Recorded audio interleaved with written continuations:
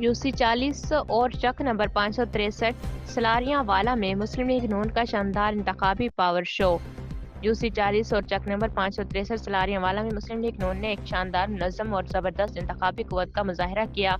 हल्का NH 96 में होने वाला ये इज्तिमा इंतखाबी मुहिम के बड़े जलसों में से एक करार दिया जा रहा है।